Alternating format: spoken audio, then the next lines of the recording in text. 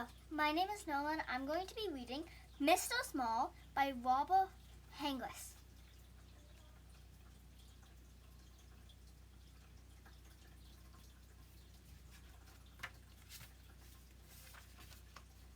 Mr. Small is very small, probably the smallest person you'll ever see in your whole life. Or perhaps the smallest person you've never seen in your whole life, because he's so small you probably wouldn't see him anyway. Mr. Small is about as big as a pin, which isn't very big at all. So perhaps we should say that Mr. Small was as small as a pin.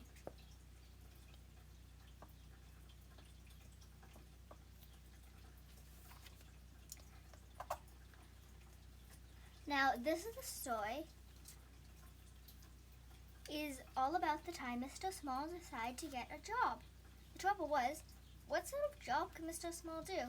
After all, there weren't that many small jobs. Now, one, Mr. Small didn't have a single idea.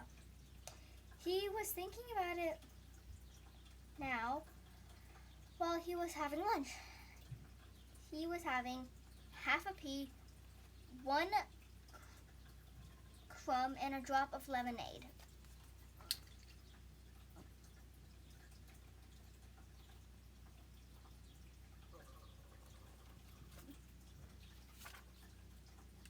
Mr. Small thought and thought while he was eating his big lunch. There's no use. Thinking made him thirsty, so he had another drop of lemonade. I know, he thought, after lunch I'll go see my neighbor, Mr. Robbins, and ask his advice. So after lunch he left his house, which was underneath a daisy at the bottom of Mr. Robbins' garden, and walked up to Mr. Robbins' house at the top garden. It was quite a long walk for somebody as small as Mr. Pin, and halfway there he stopped for a rest and sat on the puddle, feeling out of breath.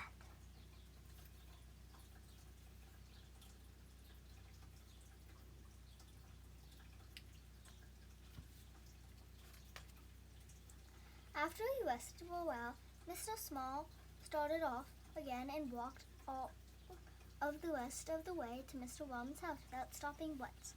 Then he got there, climbed onto the steps to Mr. Robbins' back door. He knocked on the door. Nobody heard him. He knocked again on the door. Nobody heard him. The trouble was, if you're as small as Mr. Small, you don't have a very loud knock.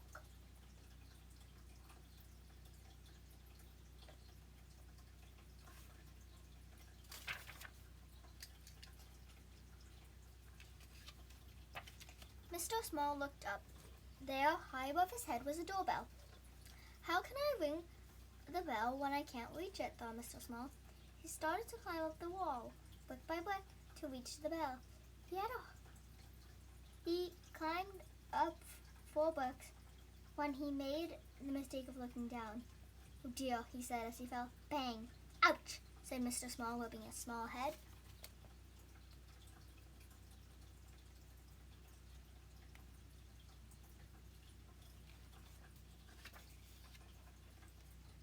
Just then the mailman came to the door and dropped the letters.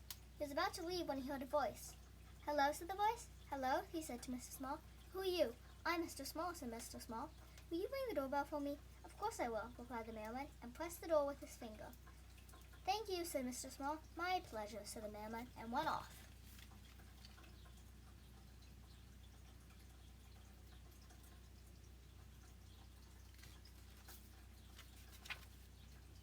Mr. Robinson opened the door and looked out.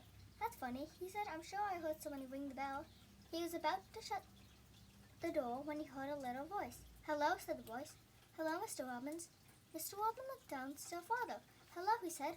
What are you doing here?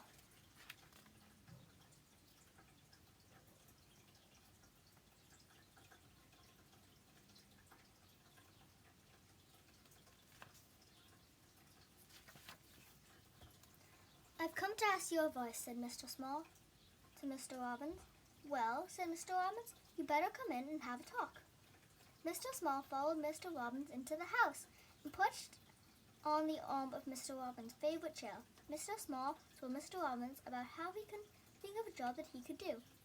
Mr. Robbins sipped a cup of tea and listened.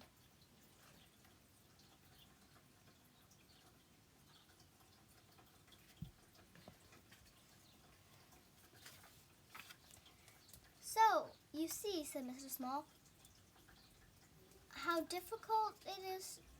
Yes, I can see that, said Mr. Robinson, but leave it up to me. Mr. Robinson knew a lot of people. So Mr. Robinson knew somebody who worked in a restaurant and arranged for Mr. Small to work there, putting mustard in jars. But Mr. Small kept falling into the jars and getting covered in mustard, so he left that job.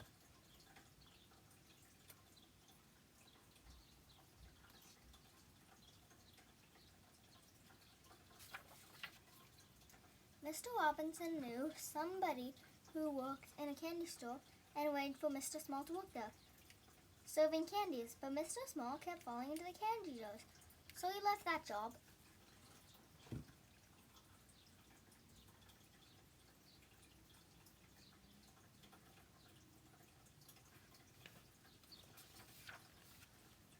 Mr. Robbins knew someone who worked in a place where they made matches and arranged for Mr. Small to work there, placing matches in a box. But Mr. Small kept getting shut in the boxes with the matches, so he left that job too.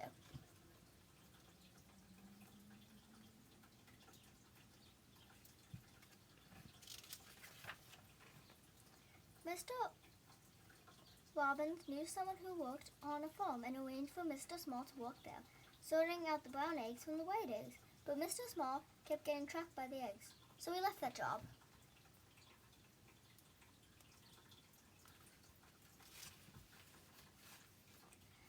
What are we going to do with you? Mr. Robbins asked Mr. Small one evening. Don't know, said Mr. Small in a small voice. I've got one more idea, said Mr. Robbins. I know someone who writes children's books. Perhaps you could work for him.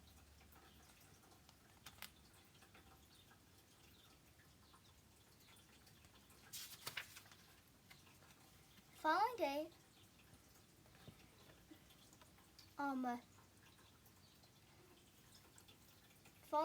the following day, Mr. Robbins took Mr. Small to meet a man who wrote children's books. Can I work for you? Mr. Small asked the man. Yes, you can, replied the man. Pass me the pencil and tell me about the jobs you've been doing. Then I'll write a book about it. I'll call it Mr. Small, he added. But children won't want to read a book about me, explained Mr. Small. Yes, they will, replied the man. They like it very much.